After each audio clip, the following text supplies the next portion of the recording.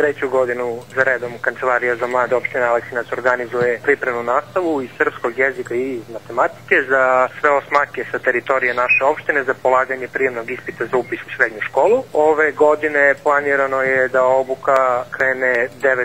maja u preduzetničkom trening centru. Obuka će se održavati 3 puta nedeljno i trajeće nešto više od mesec dana, znači do sredine juna kada je planiran i završni ispit. Prvi čas je, kao što sam rekao, zakazan za subotu 9. maj u 11 časova. Svi zainteresovani učenici mogu se prijaviti putem e-maila Kancelarije za mlade kzm.aleksinac@aleksinac.org na broj telefona 060-418-2201 ili lično u kancelariji broj 7 u zgradi opštinske uprave.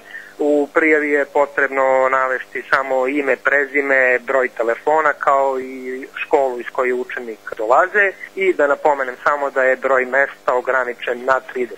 U slučaju da imamo veći broj prijavljenih, razmostrit ćemo i opciju da formiramo eventualno 2 grupe kako bi kvalitet nastave bio na što višem nivou.